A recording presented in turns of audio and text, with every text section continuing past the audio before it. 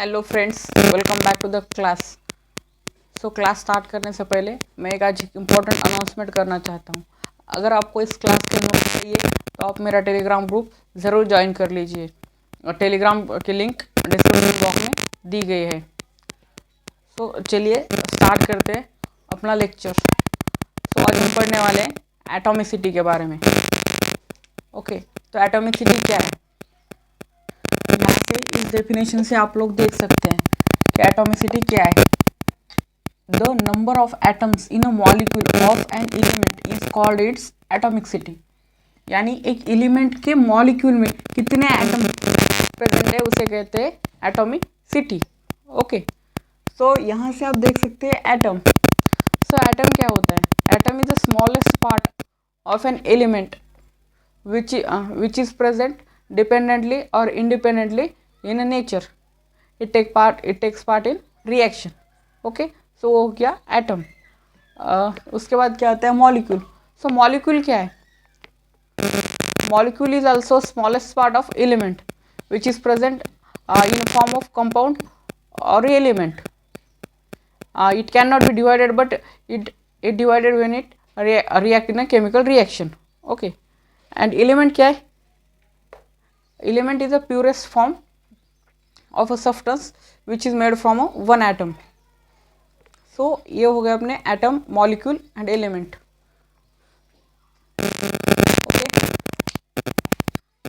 Take example of hydrogen. तो hydrogen क्या होता है? हाइड्रोजन का मॉलिक्यूल H2 के फॉर्म में प्रेजेंट होता है। तो ये हो गया H2 मॉलिक्यूल। अगर हम इसे एटम में डिवाइड करेंगे तो ये क्या होगा? H plus H।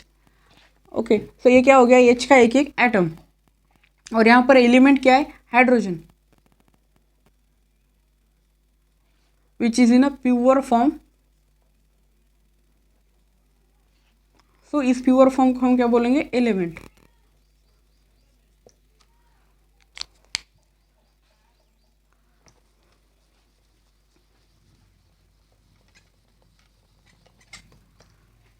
Atomicity is divided into 5 types,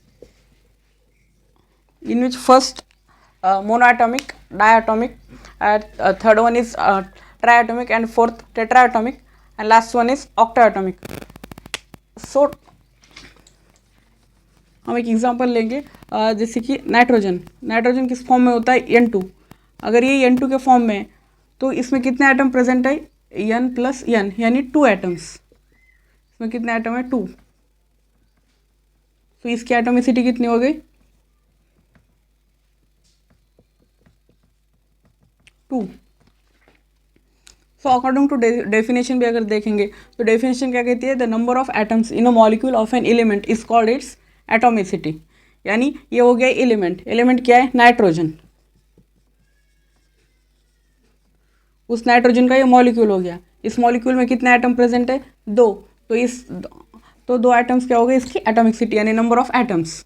ठीक है।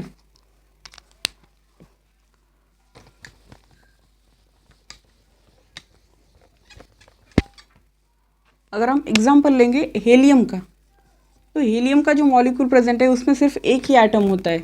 तो यहाँ पर कितना एटम हो गया? हेलियम ओनली 1 एटम हो गया। इसकी एटॉमिसिटी कितनी हो गई? 1। और इसे ही क्या कहते हैं हम? Mono atomic.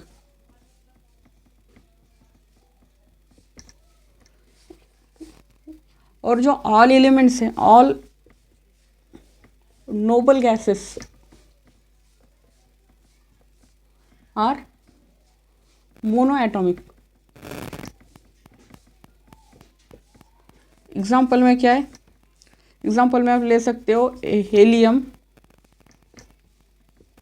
नियॉन, फिर आर्गॉन, और ऐसे जितने भी नोबल गैसेस प्रेजेंट है पीरियोडिक टेबल में, वो सारे मोनो एटॉमिक में आते हैं।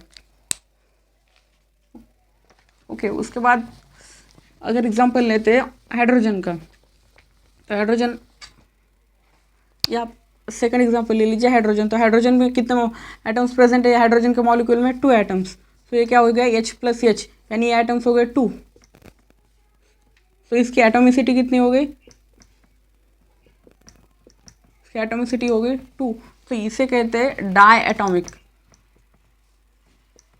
इसी तरह अगर O3 का एग्जांपल लेंगे यानी ओजोन का, तो ओजोन में कितने एटम्स प्रेजेंट है? 3।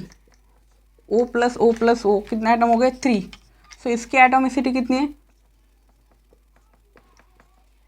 इसकी एटोमिसिटी है 3। सो ये क्या हो गया? Try atomic. उसके बाद अगर टेट्रा एटॉमिक के एग्जांपल लेंगे तो यहाँ पर आता है P4 यानी फॉस्फोरस। फॉस्फोरस जो ऐसा मॉलिक्यूल है जो कि नेचर में P4 के फॉर्म में मिलता है या टेट्रा के फॉर्म में मिलता है। तो इसे लिख सकते हैं P plus P plus P plus P। तो ये कितने हो गए? 4 एटम्स हो गए यहाँ पर। और 4 एटम्स की एटोमिसिटी कितनी हो गई? इसकी एटोमिसिटी है 4। और इसे क्या कहते हैं? Tetra atomic. ओके। सो उसके बाद आता है ऑक्टा एटॉमिक। तो जो सल्फर का मॉलिक्यूल है वो 8 एटम्स कंटेन करता है इन द नेचर।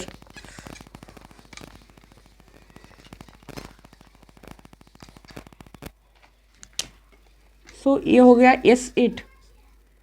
देख सकते हो S plus S plus S plus S plus S plus S plus S 1 2 3 4 5 6 7 8 यानी ये कितने हो गए? 8 एटम्स। सो ये इसकी एटोमिसिटी क्या हो गई? इसकी एटोमिसिटी हो गई 8।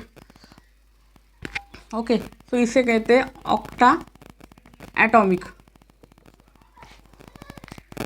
तो हम इसे टेबल के फॉर्म में भी रिप्रेजेंट कर सकते हैं। अगर टेबल के फॉर्म में रिप्रेजेंट करेंगे तो ये रिवाइज करने में आसान होगा। थैंक यू फ्रेंड्स, मिलते हैं नेक्स्ट क्लास में।